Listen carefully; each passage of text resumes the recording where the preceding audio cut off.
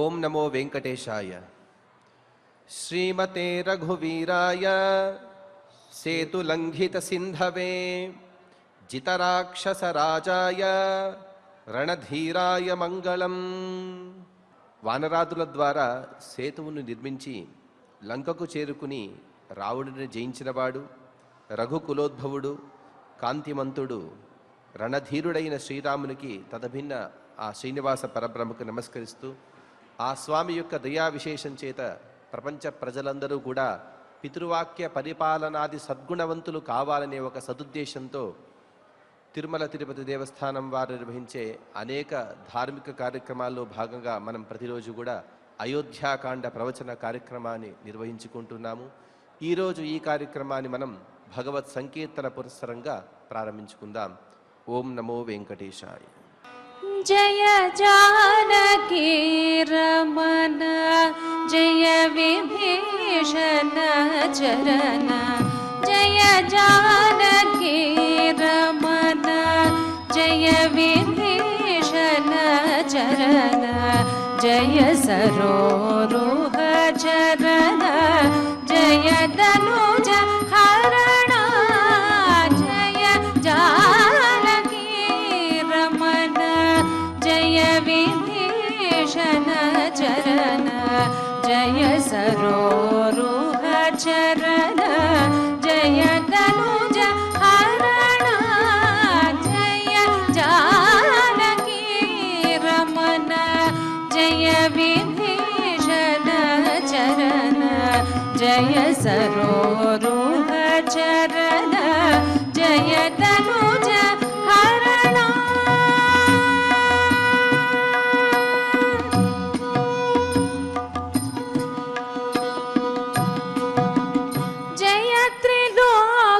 శరణ్య జయ భక్త కారుణ్య, జయ త్రిలోక శరణ్య జయ భక్త కారుణ్య, జయ రమ్య లావణ్య జయ జగదన్య, జయ త్రిలోక శరణ్య జయ భక్త కారుణ్య, జయ రమ్య లావణ్య జయ జగదన్య, జయ జానకి రమణ జయ విభీషణ చరణ, జయ సరోరుహ చరణ జయ ధనుజ హరణ, జయ జానకి రమణ జయ విభీషణ చరణ, జయ సరోరుహ చరణ జయ ధనుజ హరణ.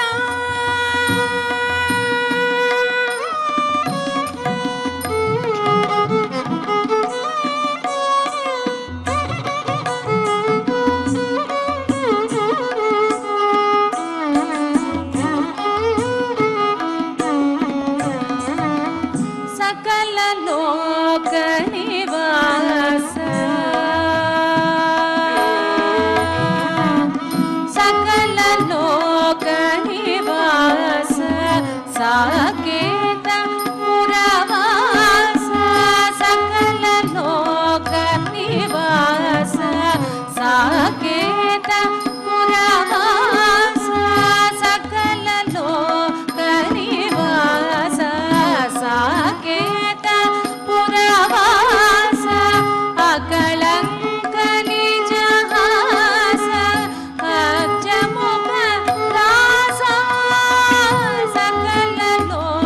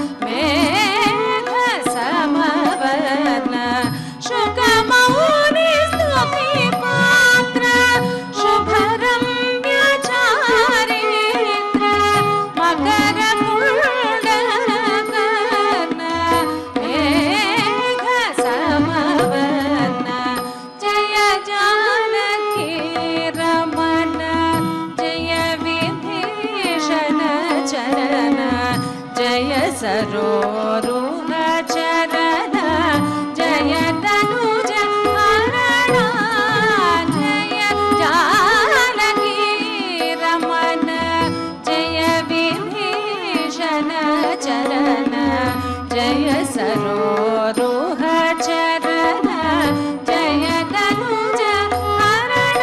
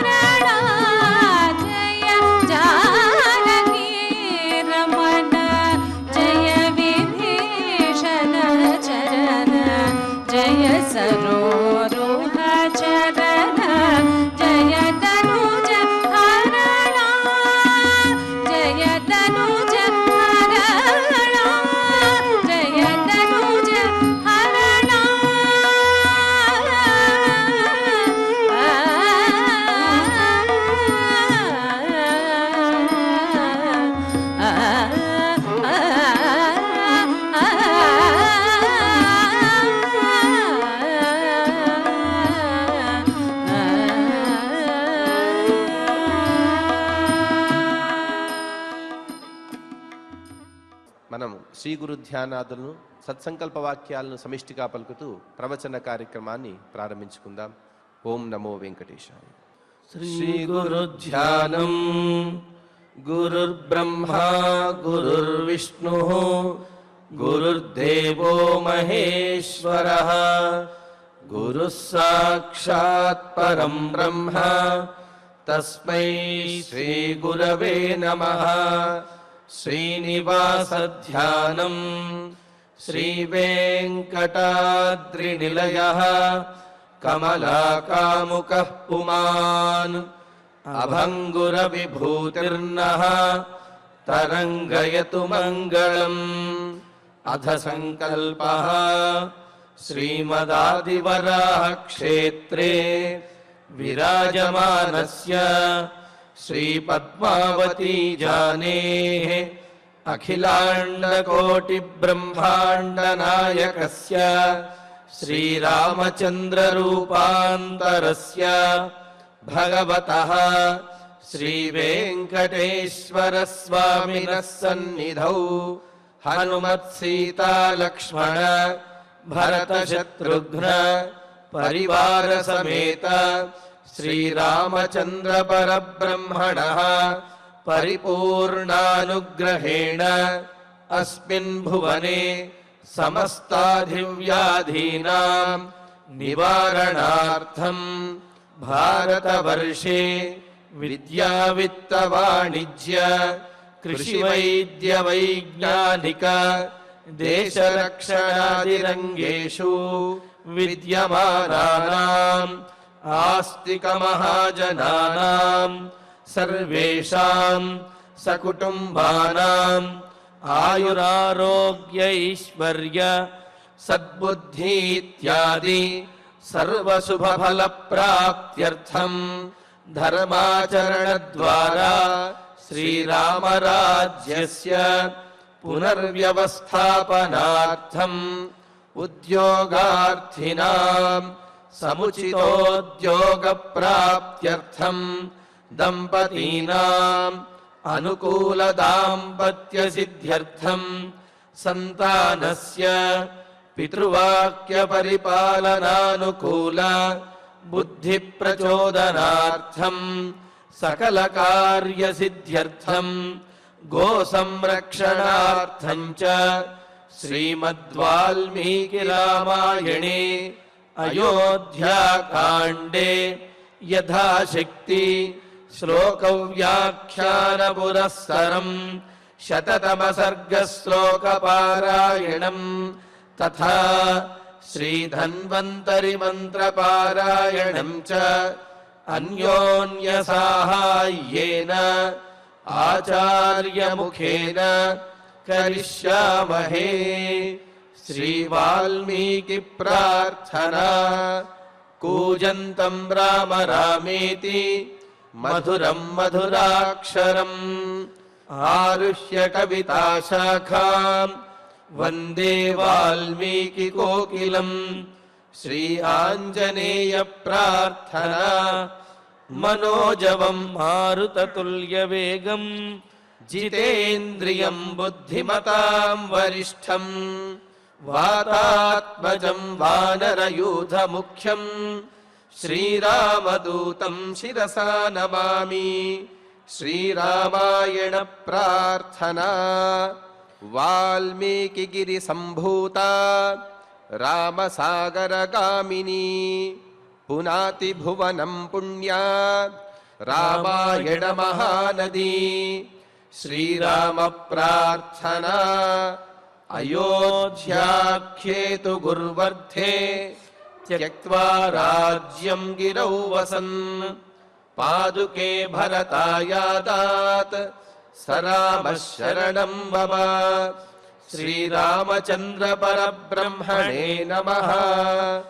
అథ శ్రీమద్ రామాయణే ఆదికావ్యే అయోధ్యాకాండే శతతమః సర్గః. శ్రీమన్నారాయణ చరణౌ శరణం ప్రపద్యే. శ్రీమతే నారాయణాయ నమః. శ్రీరామాయ నమః. కచ్చిన్నాగవనం గుప్తం కచ్చిత్తే సంతి ధేనుకాః కచ్చిన్నగణికాశ్వానాం కుంజరాణాంచ తృప్యసి. శ్రీరామచంద్రుడు చిత్రకూట పర్వతంలో ఉండి తన వద్దకు వచ్చినటువంటి భరతునికి ఆ భరతుడు ఏ విధంగా రాజ్యాన్ని పరిపాలిస్తున్నాడు అనే విషయాన్ని అడుగుతూ రాజధర్మాలను, రాజ్యం ఉండవలసినటువంటి తీరుని, రాజ్యంలో అవసరమైనటువంటి వారు అందరూ అవసరమైనటువంటి వారే, అందరినీ కూడా చక్కగా సవ్యంగా పరిపాలించాలి, అందరూ సుఖంగా ఉండాలి అనే విషయాన్ని కూడా తెలియజేస్తూ మరి వ్యవసాయము, వ్యాపారము, యజ్ఞయాగాదులు, అదేవిధంగా యుద్ధ విద్యలు ఇవన్నీ కూడా దేనిని నిర్లక్ష్యం చేయకుండా అన్నింటినీ కూడా కాపాడుకుంటూ పరిపాలించాలి అనే విషయాన్ని చెబుతూ ముఖ్యంగా పురుషులు స్త్రీలు అనే భేదం లేకుండా అందరినీ కూడా అన్నారు. ఇక్కడ స్త్రీల విషయంలో మరింత ఇంకా గొప్పగా చెబుతారు. పూజనీయ మహాభాగా పుణ్యాశ్చ గృహదీప్తయ స్త్రియస్త్రీ గృహస్యోక్తా తద్రక్ష్యా విశేషత అని చెప్పి ఇంటికి సంపద అని అంటే, ఇంటికి వెలుగు అంటే ఆ గృహిణి కావున. ఎందుకంటే నగృహం గృహమిత్యాహు గృహిణి గృహముచ్యదే అని అన్నారు. గృహిణి ఉంటేనే అది గృహం అవుతుంది తప్ప గృహిణి లేనటువంటి గృహం అది గృహము కాదు అన్నారు. కావున వారిని మరింత గొప్పగా రక్షించుకోగలగాలి. అలా రక్షించినప్పుడే నీ రాచరికం నిలబడినట్లు.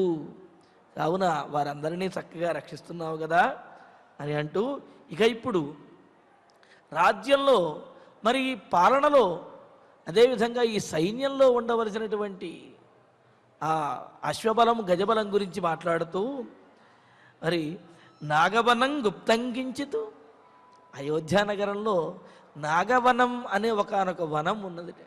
ఆ వనంలో ఎక్కువగా ఏనుగులు పెరుగుతూ ఉంటాయి, ఏనుగులు ఎక్కువగా జీవిస్తూ ఉంటాయి, అంటే వృద్ధి చెందుతూ ఉంటాయి అన్నమాట. ఆ వనాన్ని తరతరాలుగా చక్కగా ఇక్ష్వాకు వంశ ప్రభువులు కాపాడుతూ ఉన్నారు. తద్వారా వీరి యొక్క గజబలం అనేది చాలా గొప్పగా ఉన్నది. అందువలన వీరి బలాన్ని ఎవరూ కూడా ఎదుర్కోలేరు అనమాట, అంత గొప్పగా ఉన్నది. అందుకనే ముఖ్య ప్రత్యేకంగా అడుగుతున్నాడు, నాయన భరత, నాగవనం గుప్తం కచ్చితు, మన నాగవనాన్ని, అంటే నాగములు అంటే పాములు అనే అర్థం కాదు, ఇక్కడ నాగశబ్దానికి ఏనుగు అనే అర్థం కూడా ఉన్నది. కావున నాగవనం బాగా సంరక్షించబడుతున్నదా, ప్రత్యేకమైనటువంటి విశేషమైనటువంటి ఏనుగులకు జన్మస్థానమైనటువంటిది. ఏనుగులు పెరిగి పెద్దవడానికి, మరింతగా ఎక్కువగా వృద్ధి చెందడానికి కూడా అనుకూలమైనటువంటిది అయిన ఆ నాగవనము జాగ్రత్తగా కాపాడబడుతున్నదా, లేకపోతే అక్కడ ఉన్నటువంటి ఏనుగులందరినీ కూడా శత్రువులు ఎత్తుకుపోతే మనకు బలం అనేది తగ్గిపోతుంది అని అంటున్నాడు. అంతేకాదు ధేనుకాహ తే సంతి కచ్చితు, ధేనుకాహ అని అంటే ఆడ ఏనుగులు అని అంటున్నారు. ఎందుకని అంటే మగ ఏనుగులని లొంగ తీసుకోవాలి అంటే ఈ మావటి వాళ్ళు అదేవిధంగా ఏనుగులు పట్టేవారు ఆడ ఏనుగులని అక్కడ ఎరగా ఉంచుతారు. ఆ ఆడ ఏనుగు మీద ఉన్నటువంటి మోహంతో మగ ఏనుగు అక్కడికి వచ్చినప్పుడు దానిని బంధించి ఆ తరువాత మచ్చిక చేసుకుని దానిని రాజ్యానికి సైన్యానికి ఉపయోగపడే విధంగా ఈ మామటి వాళ్ళు దానికి శిక్షణ ఇస్తారన్నమాట. కావున ఈ మదపటేనుగులని వీటన్నింటినీ కూడా అదుపు చేసేటటువంటివి, మోహపరిచేటటువంటివి అయిన ధేనుక ఆడ ఏనుగులన్నీ కూడా సంతి కచ్చితు, నీ దగ్గర ఉన్నాయి కదా నాయన, ఎందుకంటే వాటిని లేకపోతే ఈ మదపటి ఏనుగులని అదుపు చేయటం అనేది చాలా కష్టమవుతుంది. అంతేకాదు గణికాశ్వానాం తేషాం గణికాశ్వానాం కుంజరాణాంచ నతృప్యసి కశ్చిత్, అలాగే ఆడ ఏనుగులు ఆడ గుర్రములు ఇవన్నీ ఉంటూ అదేవిధంగా ఆ మగ ఏనుగులు సవ్యంగా ఉండే విధంగా చేస్తూ వాటికి సరైనటువంటి శిక్షణ ఇచ్చే విధంగా ఉన్నది కదా. కావున ఇప్పటి వరకు ఇంత అశ్వబలం ఉందిలే, ఇంత గజబలం ఉందిలే, ఇకపైన ఇంకెందుకు అని చెప్పి నీవు తృప్తి పట్టం లేదు కదా. ఎందుకు అంటే అశ్వములు గజములు ఎన్ని ఉంటే అంత బలము అని అన్నారు. రాజుల యొక్క బలము ఏ రాజు గొప్పవాడు అనే విషయాన్ని తెలియజేస్తూ అక్కడ ఎవరికైతే అశ్వబలము గజబలము ఎక్కువగా ఉంటుందో ఆ రాజు బలవంతుడు అని చెప్పి రాజనీతి శాస్త్రం తెలియజేస్తూ ఉన్నది. కావున గజబలాన్ని అశ్వబలాన్ని ఎంత పెంచుకోగలిగితే అంత ఆ రాజుకి బలమనే విషయాన్ని రామచంద్రుడు చెబుతూ కుంజరాణం నతృప్యసి గచ్చితు, ఇక చాలు అని చెప్పి అనుకోవటం లేదు కదా. ఎందుకంటే అధికస్య అధికం బలం అన్నట్టుగా ఎంత ఎక్కువ ఉంటే అంత బలం నాయన అని చెప్పి అంటూ ఉన్నాడు. ఎందుకు అంటే ఆ సైన్య బలము చతురంగ బలములు ఉన్నప్పుడే రాజు దేనినైనా సరే సక్రమంగా అమలుపరచగలుగుతాడు, తన రాజ్యాన్ని పరిపాలించగలుగుతాడు. ఇంకా అంటున్నారు కచ్చిత్ దర్శయసే నిత్యం మనుష్యాణం విభూషితం ఉత్థాయోత్థాయ పూర్వాహ్నే రాజపుత్ర మహాపథే. రాజు ఎప్పుడూ కూడా ప్రజలకు అందుబాటులో ఉండేవాడుగా ఉండాలి. అంతేగాని రాజాంతఃపురంలో కులుకుతూ కూర్చున్నట్లయితే ప్రజలకు ఏమాత్రం కనిపించకపోతే ప్రజలకు రాజు మీద నమ్మకం అనేది కుదరదు. అలాగే రాజు రాజ్యంలోకి రావటం లేదు కదా, ప్రజలలోకి రావటం లేదు కదా అని ప్రజలకు కూడా భయం అనేది పోయి వారు విచ్చలవిడతనాన్ని అలవాటు చేసుకుంటారు. అందుకని అంటున్నాడు రాజపుత్ర రాజకుమార ఓ భరత నిత్యం పూర్వాహ్నే ఉత్థాయోత్థాయ, నువ్వు ప్రతిరోజు కూడా ప్రాతకాలంలోనే ఉత్థాయోత్థాయ లేచి అంటే లేచిన వెంటనే విభూషితం ఆత్మానం మహాపదే, చక్కగా నీవు నీ నిత్యకర్మానుష్ఠానములు కాలకృత్యములు నిత్యకర్మానుష్ఠానములు తీర్చుకున్నవాడివై నిన్ను నీవు అలంకరించుకుని, లేకపోతే ఈ సేవకులు వీరి చేత అలంకరించబడినటువంటి వాడివై ఆత్మానం మహాపదే దర్శయసే కచ్చిత్. నీవు అందరికీ దర్శనాన్ని ఇస్తున్నావా, అందరికీ నీవు కనిపిస్తున్నావా అన్నారు. అంటే రాజుగారు ప్రజలకు ప్రతిరోజు కూడా కనిపించాలి అనేది ఒక నియమము. అలాగే రాజు తాను ప్రజలకు కనిపించేటప్పుడు ఆ రాజ టీవీ అనేది అతనిలో కనిపించాలి, కానీ దీనంగా ఏడుపు మొహంతో కనిపించకూడదు. ఎందుకంటే తమకు ఆధారంగా ఉండేవాడు, తమకు ధైర్యం చెప్పవలసినటువంటి రాజే దీనమైనటువంటి స్థితిలో కనుక ఉన్నట్లయితే ప్రజలు పూర్తిగా ధైర్యాన్ని కోల్పోతారు. కావున నాయకుడు, రాజు, ఇంటి యజమాని వీళ్ళెప్పుడూ కూడా ఎన్ని కష్టములు వచ్చినా ధైర్యంగానే ఉండాలి, వారు చక్కగా ఉండాలి తప్ప దీనమైనటువంటి స్థితిలో కనిపించినట్లయితే వారి మీద ఆధారపడినటువంటి వారందరూ కూడా మరింత దీనావస్థను పొందుతారు అని అంటున్నాడు. అందుకని ఇక్కడ ఏమంటున్నారు, విభూషితం ఆత్మానం, చక్కగా అలంకరించుకున్నటువంటి వాడివై ఆ రాచరికపు తేజస్సుతోటి అందరికీ దర్శనాన్ని ఇస్తున్నావు కదా, అందరికీ కనిపిస్తున్నావు కదా అని అంటున్నాడు. అంటే రాజు ప్రజలకు అందుబాటులో ఉండటం, అలాగే రాజు సామాన్యుడిలా కాకుండా కాస్త ప్రత్యేకమైనటువంటి అలంకరణతో ఉండటం అనేది అది రాజధర్మము. అంతేగాని అంత అలంకరణ అవసరమా అంటే అవసరమే. అలా ఉన్నప్పుడే ప్రజలకు కూడా అతన్ని చూస్తే ఒక సానుకూలమైనటువంటి భావన, ధైర్యము వస్తాయి. అలా కాకుండా రాజే కాస్త దీనంగా కనిపించాడంటే ఇంక ప్రజల పరిస్థితి ఏమవుతుంది? కావున ఆ విధంగా నీవు చక్కటి అలంకరణతోటి ప్రజలందరికీ కనిపిస్తూ ఉన్నావా, మహాపథే దర్శయసి అని అన్నాడు. రాజమార్గంలో అని చెప్పి అంటున్నారు, రాజసభలో అని కూడా మహాపథ శబ్దానికి రాజసభలో అనే అర్థం కూడా ఉన్నది. ఆ విధంగా ప్రతిరోజు కూడా సభ చెయ్యాలి. ఆ సభలో రాజుగారు చక్కగా రాజటీవీతో కనిపించాలి, అందరికీ దర్శనమివ్వాలి అనే విషయాన్ని తెలియజేస్తూ, కచ్చిన్న సర్వే కర్మాంతా ప్రత్యక్షాస్తే విశంకయా సర్వే వా పునరుత్సృష్ట మధ్యమే మాత్ర కారణం. ఇంకా రాజు ఆ రాజ ఉద్యోగులతోటి వ్యవహరించవలసినటువంటి తీరుని తెలియజేస్తున్నాడు. రాజే కాదు, ఉన్నతాధికారులైనా ఉద్యోగులైనా ఎవరైనా నాయకులు ఎలా వ్యవహరించాలనే విషయాన్ని రామచంద్రమూర్తి మనకు ఎంత చక్కగా తెలియజేస్తున్నాడు చూడండి. కర్మాంతాహ అంటే పనిని చేసేటటువంటి అధికారులు ఎవరైతే ఉన్నారో సర్వే అవిశంకయాతే నప్రత్యక్షా కశ్చిత్, వాళ్ళెవరూ కూడా నిశ్శంకంగా అంటే భయం లేకుండా తే నప్రత్యక్షా కశ్చిత్, నీకు ఎదుట పడటం లేదు కదా. అంటే ఏమిటి? అధికారులు, ఆ ఉద్యోగులు రాజుగారికి తమ ఉద్యోగ విషయములలో రాజుగారిని కలవటానికి భయపడకుండా ఉండాలి. అలాగని చెప్పి ఏదో పిచ్చాపాటి మాటలు మాట్లాడటం కోసమో లేకపోతే ఆ రాజుగారితోటి నాయకుడితోటి మాట కలిపి తమ మాట వినే విధంగా చేసుకోవటానికో వీళ్ళకి కాస్త ఎక్కువ సనివిచ్చినట్లయితే వాళ్ళు ఆ రాజుగారికి లేనిపోయినటువంటి మాటలు చెబుతారు. తద్వారా ఆ రాజుకి ఉద్యోగులకి ఉన్నటువంటి సంబంధం కూడా చెడిపోతుంది, అది మరో రకంగా పరిణమిస్తుంది. అందుకనే కర్మాంత అధికారులు వీరందరూ కూడా సర్వే అవిశంకయ అంటే ఎటువంటి భయము లేకుండా ఏం చేసినా చెల్లుతుంది, మనం ఏం చేసినా సరే మన నాయకుడు ఏమి అనడు అనేటువంటి ఈ నిర్లక్ష్య భావనతోటి నీ దగ్గరికి రావటం లేదు కదా.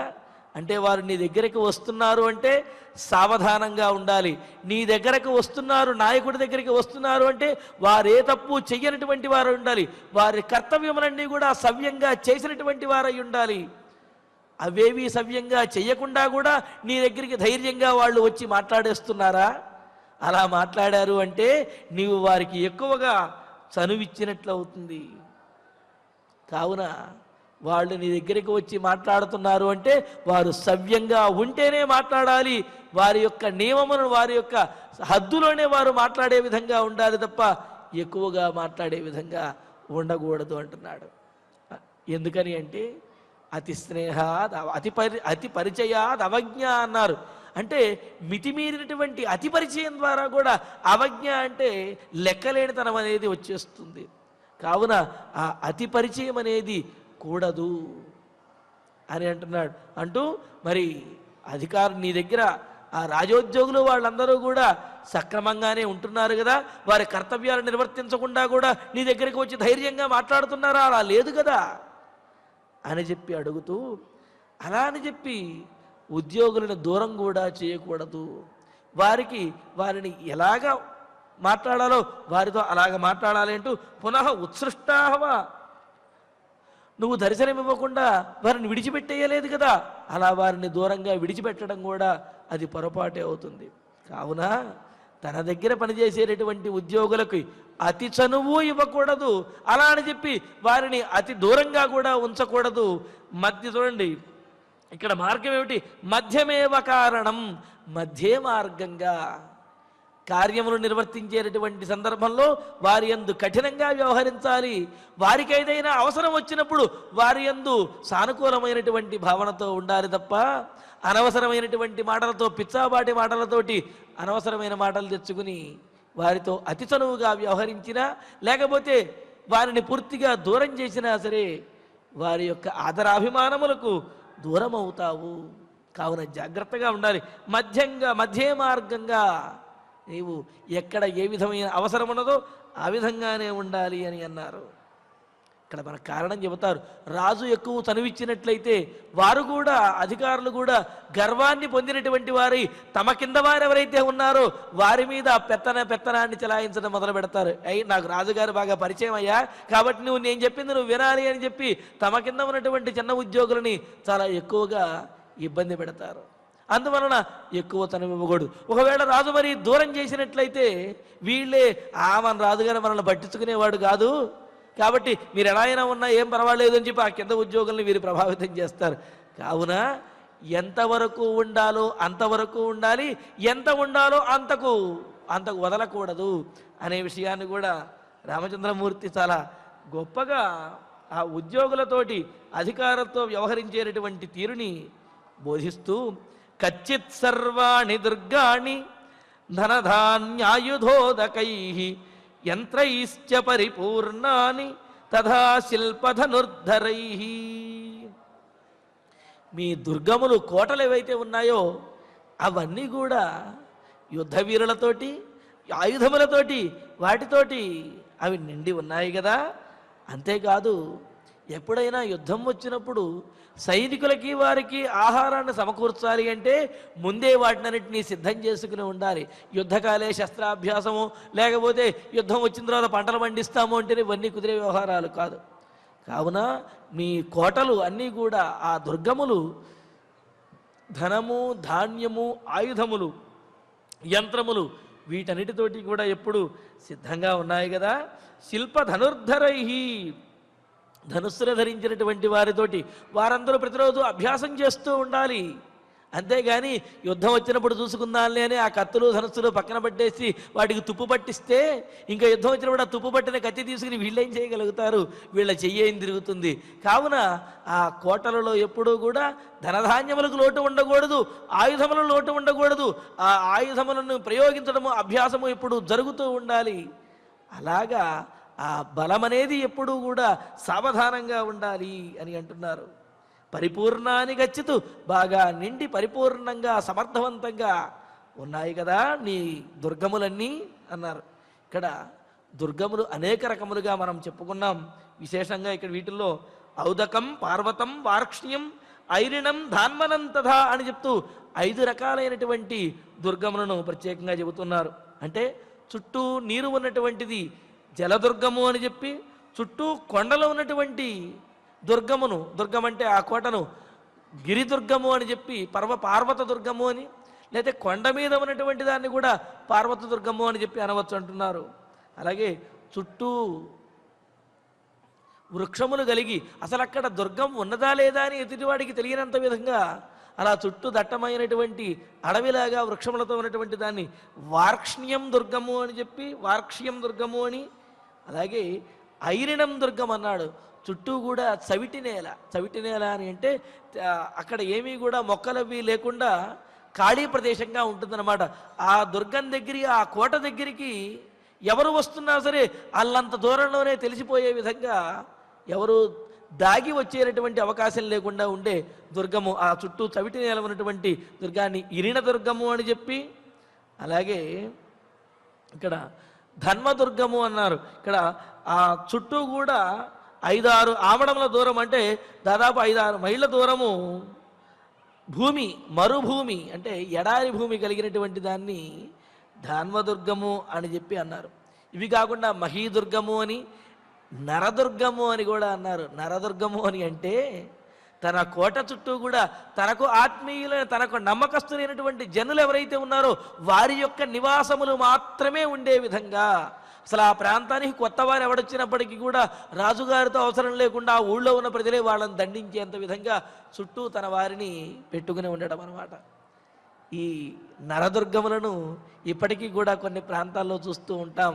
అంటే ఆ ప్రాంతంలో వెళ్ళి ఎవరినైనా వారిని శిక్షించాలి అని అనుకున్నట్లయితే ఆ జనాలందరూ కూడా వచ్చేసి వీరి మీద, ఆ రాజ ఉద్యోగుల మీద దాడి చేస్తూ ఉంటారనమాట.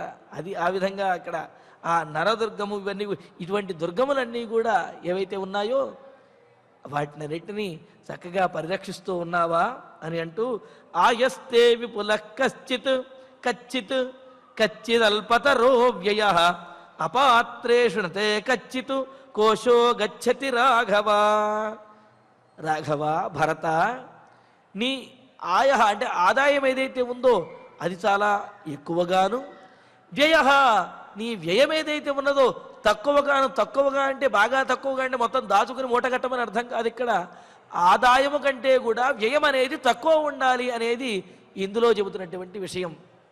ఇప్పటికీ మనకు బోధించినటువంటి విషయం కూడా ఇదే. రామచంద్రుడు ఎంతటి ఆదాయం ఉన్నదో దానికి మించి ఖర్చులు కనుక ఉన్నట్లయితే ఎంత వచ్చినా సరే ప్రశాంతంగా జీవించలేరు, ప్రశాంతంగా నిద్రించలేరు. కావున మన ఆదాయానికి తగినటువంటి ఖర్చులనే మనం ఏర్పరచుకున్నట్లయితే, ఆ విధంగా చేసినట్లయితే ప్రశాంతంగా ఉండగలుగుతారు. ఆ కుటుంబం కానీ ఆ రాజ్యం కానీ సవ్యంగా ఉంటుందనే విషయాన్ని తెలియజేస్తూ, నాయన భరత, నీ ఆదాయము విపుల, చాలా విస్తారంగా చక్కగా వస్తున్నది కదా. వ్యయ అల్పతరహ కశ్చిత్, నీ ఖర్చు ఆదాయం కంటే కూడా కొంత తక్కువగానే ఉంటుంది కదా. అంటే అలా ఆదాయం కంటే తక్కువ కనుక ఖర్చు ఉన్నట్లయితే కోశాగారంలో ధనాగారాన్ని పెంచి అత్యవసర పరిస్థితుల్లో వినియోగించుకోవడానికి వీలుగా ఉంటుంది. అదేవిధంగా మానసికమైనటువంటి ధైర్యము ఆ ప్రజలలోనూ రాజులోనూ కూడా ఉంటుంది అంటున్నాడు. తే కోశ అపాత్రేషు నగచ్చతి కచ్చితు, నీ ధనాగారము అపాత్ర దానాలకు ఎక్కువగా వెళ్ళడం లేదు కదా. ఊరికినే ప్రజలకు ఏదో ప్రజల యొక్క మెప్పు పొందాలి అని చెప్పి ప్రజలకు ఊరికినే ఏది పడితే అది దానం చేసేస్తూ ఉంటే ఆ ప్రజలు కూడా ఆ రాజుగారి మీద గౌరవాన్ని పొంది ఉండరు. కావున అపాత్రేషు నగచ్చతి, అపాత్రదానంగా ఇష్టం వచ్చినట్లుగా అనవసరంగా నీవు ఎక్కువగా విచ్చలవిడిగా ధనాన్ని ఖర్చు పెట్టడం లేదు కదా అని అంటూ, మరి ఎటువంటి విషయములలో ఎక్కువగా ధనాన్ని ఖర్చు పెట్టాలి అనే విషయాన్ని చెబుతూ, దేవతార్థే చ పిత్రర్థే బ్రాహ్మణాభ్యాగతేషు చ యోధేషు మిత్రవర్గేషు కచ్చిత్ గచ్చతి తే వ్యయః. దేవతార్థే, దేవతల కొరకు, అంటే ఎప్పుడైతే దైవము, ఈ ఆధ్యాత్మిక చింతన అనేది ఉంటుందో తద్వారా ప్రజలలో కూడా పరస్పరము స్నేహభావన, పరోపకార బుద్ధి అనేవి ఉంటాయి. కావున ప్రజలు వారిలో వారే సహాయం చేసుకుంటారు, వారు వృద్ధి చెందుతారు. కావున దేవతార్థే, దేవతల కొరకు దేవాలయములు మొదలైన వాటిని కట్టించడానికి, వాటిని పోషించడానికి కూడా ధనాన్ని ఖర్చు పెట్టాలి, యజ్ఞయాగాదులకి వాటికి. పిత్రర్థే, పితృదేవతల కొరకు అని అన్నారు. పితృదేవతల కొరకు ఏమిటండి? వాళ్ళు గతించిన వారి కోసం మనం ఖర్చు పెట్టేది ఏమిటి అని అంటే, వాళ్ళ యొక్క ఆశయములు ఏవైతే ఉన్నాయో ఆ ఆశయములు నెరవేర్చడానికి ఈ ధనాన్ని ఖర్చు పెట్టాలి అన్నారు. ఎందుకంటే పెద్దవాళ్ల ఆశయములు ఎప్పుడూ కూడా ప్రజలకు, లోకానికి మేలు చేసే విధంగాను, ఆ వంశానికి గొప్ప పేరు తెచ్చే విధంగాను ఉంటాయి. కావున ఆ పెద్దల యొక్క, గతించినటువంటి పెద్దల యొక్క ఆశయములు ఏవైతే ఉన్నాయో ఆ ఆశయములను నెరవేర్చడానికి, వారిని తృప్తిపరిచే విధంగా ధనాన్ని ఖర్చు పెట్టవచ్చును అంటున్నాడు. అంతేకాదు, బ్రాహ్మణాభ్యాగతేషు, బ్రహ్మజ్ఞానం కలిగినటువంటి వారికి అదేవిధంగా అభ్యాగతేషు మన ఇంటికి అతిథిగా వచ్చినటువంటి సత్పురుషులు ఎవరైతే ఉన్నారో వారి విషయంలోనూ కూడా ధనాన్ని ఖర్చు పెట్టవలను అని చెప్పి అన్నారు. ఎందుకు అంటే పండితుల విషయంలో పండితులు అని అంటే విపశ్చిత్ దోషజ్ఞ అంటే గుణదోషములు తెలిసి ఇది గుణము ఇది దోషము అని చెప్పి రాజుకి అదేవిధంగా లోకానికి తెలియజేసేటటువంటి వారిని పండితులు ఉన్నారు. ఎందుకంటే అటువంటి వారి యొక్క అవసరం అనేది ఉన్నది. లేకపోతే కుత్సాస్యు కుపరీక్షకై నా మనయ యైరర్ఘత పాతితా అని చెప్పినట్లుగా అటువంటి వారిని గుర్తించకుండా విలువైనటువంటి వారిని దూరం చేసుకున్నట్లయితే రత్నాన్ని కనిపించినటువంటి రత్నాన్ని తీసుకోకుండా దాన్ని మట్టిలో వదిలేస్తే ఆ రత్నానికేమీ నష్టము లేదు, అది గ్రహించినటువంటి వాడికే నష్టము. కావున సమాజంలో ఎవరి వలనైతే ప్రయోజనం ఉన్నదో వారిని గౌరవించాలి, వారి కోసమని చెప్పి డబ్బును ఖర్చు పెట్టాలి అని చెప్పి అంటూ, అలాగే యోధేషు యుద్ధవీరులు ఎవరైతే ఉన్నారో వారు దేశం కోసం తమ ప్రాణములను కూడా అర్పించేటటువంటి వారు, అటువంటి యుద్ధవీరుల కోసం సైన్యం కోసం అని చెప్పి ధనాన్ని ఖర్చు పెట్టాలి అని అన్నారు. మిత్రవర్గేషు అలాగే మిత్రదేశములు ఏవైతే ఉన్నాయో ఆ మిత్రదేశములతోటి మైత్రీ సంబంధములను కలిగి ఉండటం కోసం, అంటే వీరికి ఆపద వచ్చినప్పుడు వారు, వారికి ఆపద వచ్చినప్పుడు వీరు, ఈ విధంగా ఆ మిత్రదేశంలో మిత్రులకి వీరికి కూడా సహాయం కోసం అని చెప్పి ధనాన్ని రాజుగారు ఖర్చు పెట్టవచ్చును అని చెప్పి ఈ స్థానంలో ధనం ఖర్చు పెడితే అది సార్థకం అవుతుంది అని అంటూ, తే వ్యయ గచ్చతి వీటన్నిటికే నీ ధనాన్ని ఖర్చు పెడుతున్నావు కదా నాయన అని అంటూ, కచ్చిదార్యో విశుద్ధాత్మ అక్షారిత చోరకర్మణ అపృష్టశాస్త్రకుశలై లోభాద్వధ్యతే శుచి. కచ్చిదార్యో విశుద్ధాత్మాక్షారితశ్చోరకర్మణ అపృష్టశాస్త్రకుశలైర్నలోభాద్వధ్యతే శుచి అని అంటూ, నాయన న్యాయ వ్యవస్థలో కూడా చాలా జాగ్రత్తగా ఉండాలి. ధర్మశాస్త్ర నిపుణులైనటువంటి వారితో విచారించకుండా ఎవరిని కూడా నీవు దండించకూడదు, ధార్మికుల్ని శిక్షించకూడదు అని అంటూ, విశుద్ధాత్మ శుచి ఆర్య నిర్మలమైనటువంటి మనస్సు కలిగినటువంటి వారు, శుచి మనోవాక్కాయ కర్మలయందు ఐకరూప్యం కలిగినటువంటి వాడు, రుజుమార్గం కలిగినటువంటి వాడైన వాడు ఆర్య సజ్జనుడు పూజనీయుడైనటువంటి వాడి మీద ఏదైనా ఆరోపణ కనుక వచ్చినట్లయితే అతన్ని విచారించి శిక్ష వేయాలి. అతడనే కాదు, ఎవరి మీద అయినా సరే ఆరోపణ వచ్చింది అంటే వారిని విచారించి ధర్మాధర్మ విచారణ చేసి శిక్ష వేయాలి తప్ప ఇక ఆరోపణ వచ్చింది కదా అని చెప్పి శిక్షించేద్దాము అనుకుంటే అది రాజు లక్షణం కాదు అని అంటున్నాడు. అందుకని అంటున్నాడు, చోరకర్మణ ఆక్షారిత, దొంగతనము మోపబడి దొంగతనం చేశాడు అని చెప్పి నిందింపబడినటువంటి వాడిని శాస్త్రకుశలై అపృష్ట, శాస్త్రజ్ఞానం కలిగినటువంటి ధర్మాధర్మ విచారణ చేసినటువంటి పెద్దల చేత విచారించకుండా లోభాత్ నవధ్యతే కశ్చిత్, లోభంతో ధనాశతోటి వారిని వధించడం లేదు కదా.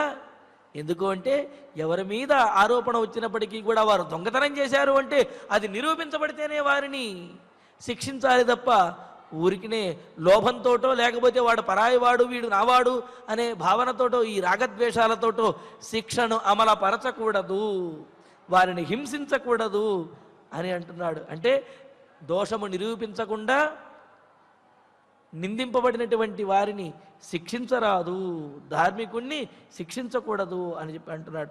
గృహీతశ్చైవ పృష్టశ్చ కాలే దృష్టిస్స కారణ కచ్చిన్న ముచ్యతే చోరో ధనలోభాన్నరర్షభ.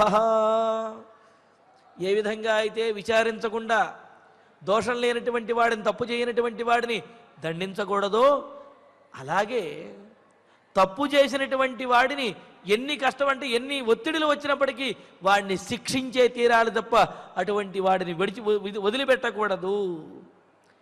సకారణంగా దోషము నిరూపించబడినటువంటి వాడు, నింద నిరూపించబడిన వాడు ఎవడైతే ఉంటాడో వాడిని తప్పనిసరిగా శిక్షించవలసిందే అంటున్నాడు. గృహీతశ్చైవ పృష్టశ్చ కాలే దృష్ట సకారణ. అలాగా తప్పు చేస్తూ పట్టుబడినటువంటి వాడు, అంటే రెడ్ హ్యాండెడ్గా అంటుంటారు కదా, అలాగా తప్పు చేస్తూ పట్టుబడినటువంటి వాడు, ఆ తప్పు నిరూపితమైనటువంటి వాడు అయిన నిజమైనటువంటి అపరాధి ఎవరైతే ఉంటాడో, దోషి, అతడిని మాత్రం నముచ్యతే ఖచ్చితు విడిచిపెట్టడం లేదు కదా, అతన్ని తప్పనిసరిగా దండించి తీరాలి, దండిస్తున్నావు కదా అని చెప్పి అంటున్నాడు. ఈ విధంగా అమాయకులైనటువంటి వారిని దండించకూడదు, దోషులైనటువంటి వారిని తప్పనిసరిగా దండించి తీరాలి అనే విషయాన్ని కూడా చెబుతూ ఇంకా మాట అంటున్నాడు. ఒకవేళ అమాయకులను కనుక దండించినట్లయితే ఎంత దారుణం జరుగుతుందో, ఎంత ఇబ్బంది కలుగుతుందో చెబుతూ వ్యసనే కచ్చిదాఢ్యస్య దుర్గతస్య చ రాఘవ అర్ధం విరాగా పశ్యంతి తవామాత్యా బహుశ్రుతా. ఇంకా చెబుతున్నాడు, నిష్పక్షపాతంగా రాజు వ్యవహరించాలి అనే విషయాన్ని తెలియజేస్తూ దుర్గతస్య చ వ్యసనే బహుశ్రుతా తవ అమాత్యా. దుర్గత అంటే దారిద్ర్యాన్ని అనుభవిస్తున్నటువంటి వాడికి, వ్యసనే వివాదం వచ్చి ఏం చెయ్యాలో తెలియక ఆ వివాదంలో తాను నెగ్గలేక, ఆ వివాదం పెట్టుకున్నటువంటి వాడేమో గొప్ప బలవంతుడు, వీడేమో బలహీనుడు అయిపోయాడు. మరి ఆ వివాదాన్ని నెగ్గలేక ధర్మం చెప్పమని చెప్పి మంత్రుల దగ్గరికి వచ్చి, రాజుగారి దగ్గరికి వచ్చి ధర్మం అడిగితే బహుశ్రుతాః తవ అమాత్యాః విరాగాః అంటూ, మరి ధర్మము తెలిసినటువంటి నీ అమాత్యులు విరాగాః అని అంటూ ధనమందు ఆశ లేకుండా, అంటే వీడికి కనుక వీడి తరపున తీర్పు చెప్పినట్లయితే వీడు పేదవాడు, వీడి వల్ల నాకేం ప్రయోజనం లేదు, వీడి తరపు కనుక తీర్పు చెప్పినట్లయితే వీడు ధనవంతుడు గాను, వీడేదో కాస్త నాకు లబ్ధి చేకూరుస్తారు అనే ఈ రాగద్వేషములు, ఈ లాభాలాభములు ఏవైతే ఉన్నాయో వీటిని కూడా పట్టించుకోకుండా కేవలం అక్కడ ధర్మం ఏదైతే ఉన్నదో ఆ ధర్మాన్ని బట్టి మాత్రమే నీ మంత్రులు తీర్పును ఇస్తున్నారా, నీ ధర్మాధికారులు అదే విధంగా వ్యవహరిస్తున్నారా, దానిని నీవు తెలుసుకోవాలన్నాడు. అందుకనే కదా ధర్మాధికారులు న్యాయం చెప్పేవారు ఎవరైతే ఉన్నారో వారి విషయంలో గూఢచారులను నియమించి వారు సరిగ్గా న్యాయం చెబుతున్నారో లేదో కూడా తెలుసుకోవలసినటువంటి బాధ్యత రాజుకు ఉన్నది అని చెప్పి మనం ఇంతకుముందు కూడా రామచంద్రమూర్తి అన్న విషయాన్ని తెలుసుకున్నాం. అందుకనే విరాగాహ, మరి ఇలా న్యాయం చెప్పేటటువంటి వారు ధర్మాధికారులు ధనమందు ఆశ లేకుండా పశ్యంతి కచ్చితు, ఆ వచ్చినటువంటి ఇరుపక్షాల వారిని, వివాదంతో వచ్చినటువంటి ఇద్దరిని కూడా చక్కగా విచారించి వారిని చూస్తున్నారు కదా. అలా కాకుండా ధనంతో ఆశతోటి గనక ఏకపక్షంగా పక్షపాతంతో వ్యవహరించినట్లయితే అది నీకే చెడ్డ పేరుని తెచ్చిపెడుతుంది నాయన అని అంటూ, యా నిమిథ్యాభిషస్తానాం పతంత్యాశ్రాణి రాఘవ తాని పుత్ర పశూన్ఘ్రంతి ప్రీత్యర్థమనుశాసత. ఆ ధర్మాధర్మ విచారణలోను, న్యాయ విచారణలోను, శిక్షలు విధించడంలోను, న్యాయం చెప్పడంలో పక్షపాత బుద్ధిని గనక నీ రాజ్యంలో వ్యవహరించినట్లయితే, చూపించినట్లయితే అది రాజుకి ఆ పాపం అనేది తగులుతుంది అన్నారు. ఎందుకు అంటే తప్పు లేని వాణ్ణి గనక శిక్షించినట్లయితే రాఘవ మిథ్యాభిషస్తానాం యాని ఆశ్రాణి, భరత అనవసరంగా అంటే ఏమిటి, అబద్ధపు నేరం మోపబడి దూషించబడి అన్యాయంగా శిక్షించబడినటువంటి వారి యొక్క కన్నీళ్ళు ఏవైతే ఉన్నాయో, వారు రోధించేటటువంటి వారి యొక్క మానసిక క్షోభతోటి వారు పెట్టే కన్నీళ్ళు ఏవైతే ఉన్నాయో ఆ కన్నీళ్ళేవో సామాన్యమైన అనుకోవద్దు నువ్వు. ఎన్ని కన్నీళ్ళైతే వారివి నేల మీద, ఎన్ని బొట్లయితే నేల మీద పడతాయో అన్ని జన్మల పాటు ఈ రాజుగారి యొక్క సంతానానికి, రాజుగారి యొక్క పశు సంపదకి కూడా హాని అనేది కలుగుతుంది అని చెప్పి అంటున్నారు. అందుకనే యాని ఆశ్రాణి పతంతి, ఏ కన్నీళ్ళైతే అన్యాయంగా దండించబడినటువంటి వారి యొక్క ఆ నిర్దోషుల యొక్క కన్నీళ్లు ఏవైతే నేల మీద పడతాయో ఆ కన్నీళ్లే ప్రీత్యర్థం అనుశాసత పుత్ర పశూన్ఘ్రంతి, తన ఇష్టం వచ్చినట్టుగా పరిపాలిస్తున్నటువంటి ఆ రాజుగారి యొక్క సంతానాన్ని, పుత్ర సంపదను, అదేవిధంగా పశు సంపదను కూడా నశింపజేస్తాయి, అంటే వంశనాశనానికి దారితీస్తాయి అని అంటున్నారు. ఇక్కడ వంశనాశనంలో కూడా విశేషం ఏమిటంటే చెప్పటం, సంతానం కలగదు అని అంటే కనుక సరే సంతానం కలగలేదు అనే బాధ ఒక్కటే ఉంటుంది. కానీ అలా కాదుట, వారికి పరంపరగా సంతానం కలుగుతూ ఉంటుంది, వారికి హాని కలుగుతూ ఉంటుంది అని చెప్పి అంటున్నాడు. అలాగే పశు సంపద అనేది వస్తూ ఉంటుంది, ఆ పశు సంపదను ఎవరో దోచుకుపోతూ ఉంటారు, వాటికి హాని కలుగుతూ ఉంటుంది అన్నారు. అంటే చేతికి అందినటువంటిది, కళ్ళ ఎదుట పెరుగుతున్నటువంటివి, ఆ సంతానం కానీ ఆ పశు సంపద కానీ నశించిపోతూ ఉంటే ఆ క్షోభ అలవిగానటువంటిది, భరించలేనటువంటిది. అటువంటి క్షోభను రాజు పొందవలసి వస్తుంది. ఎప్పుడు? ఒకవేళ నిర్దోషులను గనక శిక్షించి వారిని బాధపెట్టినట్లయితే వారి కన్నీళ్లే వీరి వంశంలో వారందరినీ కూడా ఈ విధంగా నశింపజేస్తాయి అని అంటూ, కచ్చిద్వృద్ధాంశ్చ బాలాంశ్చ వైద్యముఖ్యాంశ్చ సర్వదా దానేన మనసా వాచ త్రిభిరేతైర్బుభూషసే. నాయన భరత, కావున న్యాయ వ్యవస్థను చాలా జాగ్రత్తగా చూసుకోవలసినటువంటి బాధ్యత నీదే, లేకపోతే తరతరాలని కూడా పీడిస్తుంది అని చెప్పి అంటూ, రాఘవ రఘువంశీయుడైన ఓ భరత, వృద్ధాన్ బాలాంచ వైద్యముఖ్యాంశ్చ, వృద్ధుల విషయంలోనూ కూడా వారికి సవ్యంగా వారి కుమారులు వారిని సవ్యంగా చూసుకుంటున్నారా లేదా, వారికి ఆసరా ఏమైనా ఉన్నదా లేదా అనేది కూడా రాజే చూడవలసిన, రాజుకే ఆ బాధ్యత అనేది కూడా ఉన్నది అంటున్నాడు. అంతేకాదు బాలాంశ్చ, చిన్నపిల్లలు, నేటి బాలలే రేపటి పౌరులు అని చెప్పి అన్నారు కదా. కావున ఆ చిన్నపిల్లలు చక్కగా ఎదుగుతున్నారా, విద్యాభ్యాసములన్నీ కూడా చేస్తున్నారా, ఆ విద్యాభ్యాసములకు వారికి క్రమశిక్షణకు కావలసినటువంటి ఏర్పాట్లన్నీ కూడా చేయవలసిన బాధ్యత రాజుది అని చెప్పి మనకు రామాయణంలోనే చెప్పారు. అందుకనే అంటారు, ప్రజానాం వినయాధానాత్ రక్షణాత్ భరణాదపి సపితాపితరస్తాసాం కేవలం జన్మహేతవ అని చెప్పి అంటూ, ప్రజలందరినీ క్రమశిక్షణలో ఉంచటము, వారిని రక్షించడము, వారిని భరించడము, ఈ విధంగా చేయడం ద్వారా మరి ఆ రాజ్యంలో ఉన్నటువంటి పిల్లలకు వాళ్ళ యొక్క కన్నతండ్రులు జన్మనిచ్చినటువంటి వారు అవుతారు. మరి ఈ రాజు వారికి ఆ రాజ్యంలో సరైనటువంటి జీవితాన్ని సరైనటువంటి జీవన విధానాన్ని, ఆ భవిష్యత్తుని ఇవ్వవలసినటువంటి బాధ్యత తల్లిదండ్రులకు ఉన్నది అని ఏ విధంగా చెబుతారో అంతకు మించి రాజుకి బాధ్యత ఉన్నది అనే విషయాన్ని కూడా తెలియజేస్తూ, బాలాంశ్చ, పిల్లలను వీళ్ళని కూడా, వైద్యముఖ్యాంశ్చ, వీటితో పాటుగా ముఖ్యమైనటువంటిది ప్రజల యొక్క ఆరోగ్యం. ప్రజల ఆరోగ్యం బాగుండాలి అంటే వైద్యులు బాగుండాలి.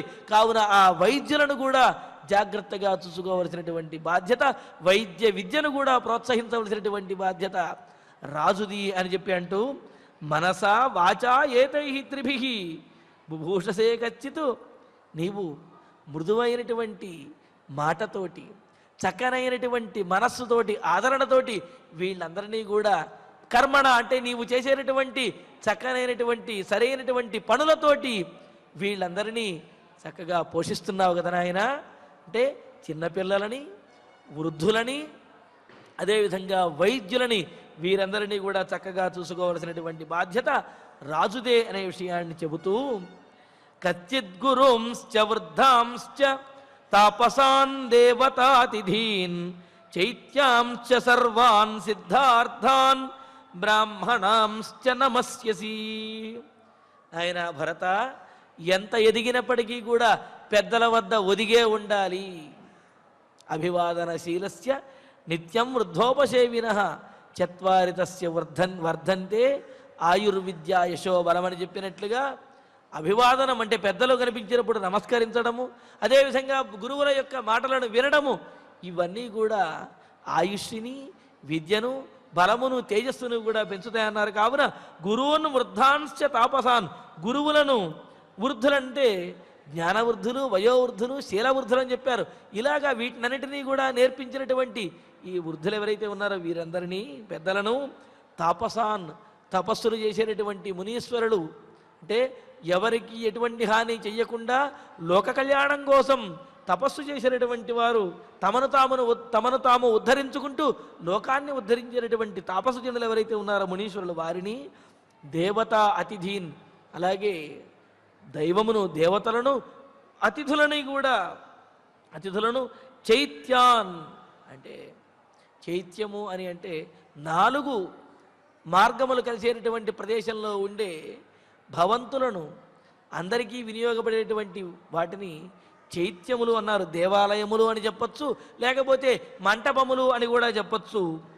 వీటిని సిద్ధార్థాన్ బ్రాహ్మణాంశ నమస్యసి, నెరవేరంటే యజ్ఞయాగాదులన్నిటి చేత కూడా ఈ లోకమును రక్షిస్తున్నటువంటి వారైన బ్రాహ్మణాంశ మునీశ్వరులను, పండితులను, వీరిని నమస్యసి కచ్చితు, వారిని నమస్కరిస్తూ ఉన్నావా? వీరందరినీ నమస్కరించడం ద్వారా నీవు అభ్యుదయాన్ని పొందుతావు నాయనా అని చెప్పి అంటూ ఇంకొక మాట కూడా చెబుతున్నాడు. కచ్చిదర్థేన వా ధర్మం అర్థం ధర్మేణ వా పునః ఉభౌ వా ప్రీతిలోభేన కామేన చ నబాధసే. ఇక్కడ రఘువంశంలో అంటారు, అంటే ధర్మము, అర్థము, కామము అనేవి ఈ జీవనంలో మనకు కావలసినవి అని అన్నారు. వీటిలో ఏ ఒక్కటి కూడా మరొక్క దాన్ని బాధించకూడదు అని అన్నారు. అదేంటండి, ధర్మము అర్ధకామాలను ఎలా బాధిస్తుంది అని అంటే, కేవలం ఎప్పుడు నేను ధర్మంగానే కూర్చుంటానంటే తన ధర్మం నిత్యకర్మానుష్ఠానంలోనే కూర్చుని ఆ ప్రయోజనమును లేకపోతే ఆ సుఖములను వీటిని విడిచిపెట్టినట్టయితే వాటికి హాని కలుగుతుంది. అలా అని చెప్పి ధర్మాన్ని విడిచిపెట్టేసి కేవలం ప్రయోజనము కామమే అనుకుంటే ఈ ధర్మానికి హాని కలుగుతుంది. కావున ఎప్పుడు దేనిని ఆచరించాలో ఆయా సమయములలో వాటిని ఆచరిస్తూ ధర్మమును, అర్థమును, కామమును మూడింటిని కూడా సక్రమంగా దేనికి చేయవలసినటువంటి న్యాయాన్ని దానికి చేస్తూ అలా పాటించినప్పుడే అవి రక్షించబడినటువంటివి అవుతాయి. కానీ నేనెప్పుడు ముక్కు మూసుకుని తపస్సు చేసుకుంటూ కూర్చుంటాను అని చెప్పి సంసారంలో ఉన్నటువంటి, కుటుంబంలో ఉన్నటువంటి యజమాని కనుక అన్నట్లయితే ఆ సంసారాన్ని పట్టించుకునేవాడెవడు, పోషించేవాడెవడు? నేనెప్పుడు కూడా ధ్యానంలోనే కూర్చుంటాను అంటే ఆ కట్టుకున్నటువంటి భార్యను సుఖపెట్టేవాడు ఎవడు? కావున ధర్మము, అర్థము, కామము ఈ మూడింటిని కూడా మనకు వాళ్ళంటారు బ్యాలెన్సింగ్ అంటారు కదా, అలాగా చక్కగా నిర్వర్తించగలిగిన వాడే సరి అయినటువంటి గృహస్థుడు, సరి అయిన వాడు అవుతాడు తప్ప ఏ ఒక్కదాన్ని తగ్గించకూడదు, దేనిని కూడా అతిగా ఉండకూడదు అని చెప్తూ, అర్థేన ధర్మం వా నాయన, ప్రయోజనాల కోసం ధర్మాన్ని బాధించడం లేదు కదా, ధర్మేణ పునః అర్థం వా, ధర్మం కోసము అని చెప్పి రావలసినటువంటి ప్రయోజనాన్ని కూడా విడిచిపెట్టడం లేదు కదా, ధర్మబద్ధంగా రావలసినటువంటి దాన్ని రానియాలి అనే విషయాన్ని తెలియజేస్తూ, అలాగే అర్థం న బాధసే కచ్చితు ప్రీతిలోభేన కామేన ఉభవ్వా, లేకపోతే కామంతో మరి ఈ ధర్మార్థం రెండింటినీ కూడా నీవు పీడించడం లేదు కదా, అంటే వాటిని బాధ పెట్టడం లేదు కదా అని అంటున్నాడు. ఈ విధంగా ధర్మార్థ కామములు మూడింటినీ కూడా సవ్యంగా, సరిగ్గా, సమతౌల్యంగా వాటిని పాటిస్తూ ఉన్నటువంటి వాడే సరైనటువంటి రాజు అని అంటున్నాడు. మరి ఇందులో ఉన్నటువంటి మరిన్ని విశేషములను తరువాతి ప్రవచనంలో తెలుసుకుందాము. ఇక ఇప్పుడు ఆచార్యుల వారి ద్వారా శ్లోకాలను పారాయణ చేసుకుందాము.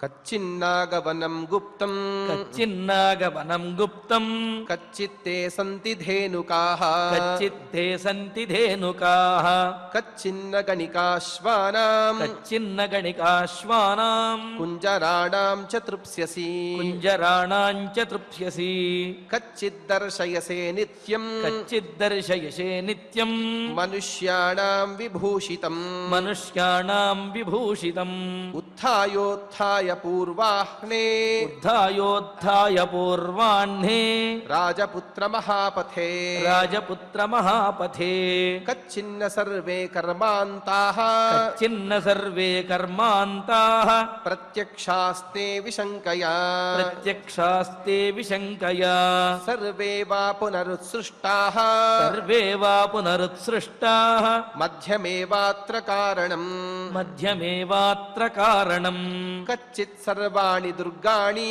కచ్చిత్ సర్వాణి దుర్గాణి ధనధాన్యాయుధోదకైః ధనధాన్యాయుధోదకైః యంత్రైశ్చ పరిపూర్ణాని యంత్రైశ్చ పరిపూర్ణాని తథా శిల్పిధనుర్ధరైః తథా శిల్పిధనుర్ధరైః ఆయస్తే విపులః కచ్చిత్ ఆయస్తే విపులః కచ్చిత్ కచ్చిదల్పతరో వ్యయః కచ్చిదల్పతరో వ్యయః అపాత్రేషు నతే కచ్చిత్ అపాత్రేషు నతే కచ్చిత్ కోశో గచ్చతి రాఘవ కోశో గచ్చతి రాఘవ దేవతార్థే చ పిత్రర్థే దేవతార్థే చ పిత్రర్థే బ్రాహ్మణాభ్యాగతేషు చ బ్రాహ్మణాభ్యాగతేషు చ యోధేషు మిత్రవర్గేషు యోధేషు మిత్రవర్గేషు కచ్చిద్ గచ్చతి తే వ్యయః కచ్చిద్ గచ్చతి తే వ్యయః కచ్చిదార్యో విశుద్ధాత్మా కచ్చిదార్యో విశుద్ధాత్మా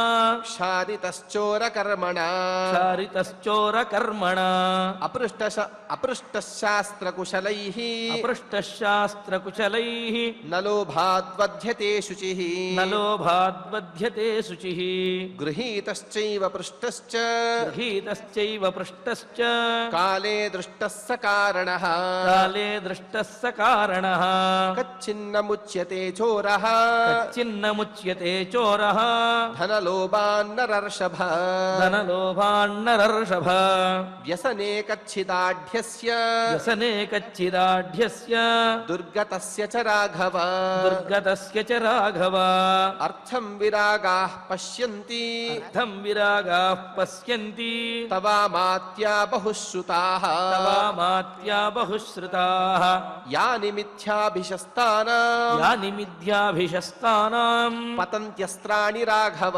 పతంత్యస్త్రాణి రాఘవ తాన్ పుత్రాన్ పశూన్ ఘ్నంతి తాన్ పుత్రాన్ పశూన్ ఘ్నంతి ప్రీత్యర్థమనుశాసతః ప్రీత్యర్థమనుశాసతః కచ్చిద్వృద్ధాంశ్చ బాలాంశ్చ కచ్చిద్వృద్ధాంశ్చ బాలాంశ్చ వైద్యముఖ్యాంశ్చ రాఘవ వైద్యముఖ్యాంశ్చ రాఘవ దానేన మనసా వాచ దానేన మనసా వాచ త్రిభిరేతైర్బుభూషసే త్రిభిరేతైర్బుభూషసే కచ్చిద్గురూంశ్చ వృద్ధాంశ్చ కచ్చిద్గురూంశ్చ వృద్ధాంశ్చ తాపసాన్ దేవతాతిథీన్ తాపసాన్ దేవతాతిథీన్ చైత్యాంశ్చ సర్వాన్ సిద్ధార్థాన్ చైత్యాంశ్చ సర్వాన్ సిద్ధార్థాన్ బ్రాహ్మణాంశ్చ నమస్యసి బ్రాహ్మణాంశ్చ నమస్యసి కచ్చిదర్థేన వా ధర్మం కచ్చిదర్థేన వా ధర్మం అర్థం ధర్మేణ వా పునః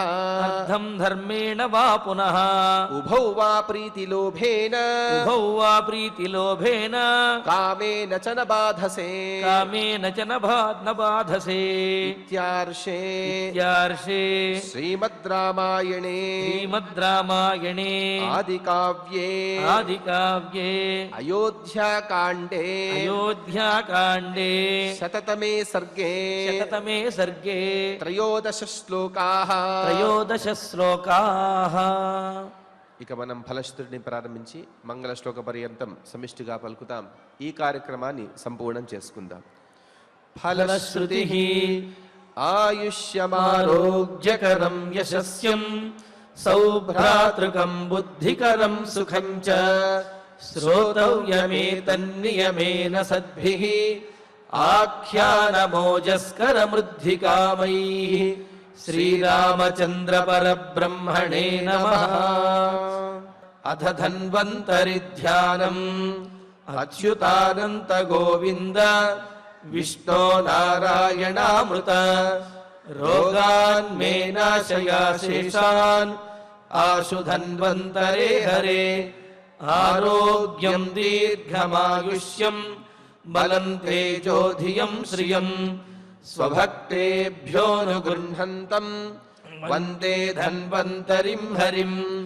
ధన్వంతరేరిమం శ్లోకం భక్త్యా నిత్యం పఠంతి యే అనారోగ్యం న తేషాం స్యాత్ సుఖం జీవంతి తే చిరం.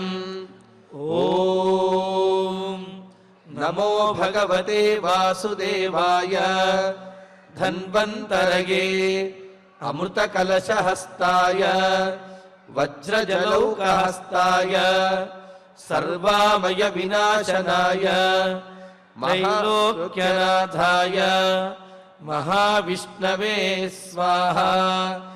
ఓం వాసుదేవాయ విద్మహే సుధాహస్తాయ ధీమహి తన్నో ధన్వంతరిః ప్రచోదయాత్. అధనవగ్రహ ప్రార్థనా ఆరోగ్యం పద్మబంధుర్వితరతు నితరాం సంపదం శీతరశ్మిః. భూలాభం భూమిపుత్రః సకలగుణయుతాం వాగ్విభూతిం చ సౌమ్యః. సౌభాగ్యం దేవమంత్రీ రిపుభయశమనం భార్గవః. శౌర్యమార్కిః దీర్ఘాయుః సైంహికేయః. విపులతరయశః కేతుః ఆచంద్రతారం. అరిష్టాని ప్రణశ్యంతు దురితాని భయాని చ. శాంతిరస్తు శుభం మేస్తు గ్రహాః కుర్వంతు మంగళం.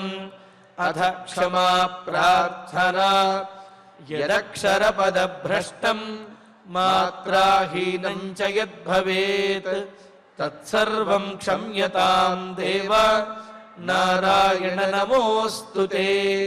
అథ భగవత్సమర్పణం కాయేన వాచా మనసేంద్రియైర్వా బుద్ధ్యాత్మనా వా ప్రకృతే స్వభావాత్ కరోమి యద్యత్ సకలం పరస్మై నారాయణాయేతి సమర్పయామి. అథ మంగళం శ్రియః కాంతాయ కళ్యాణ నిధయే నిధయేర్థినాం. శ్రీవేంకట నివాసాయ శ్రీనివాసాయ మంగళం.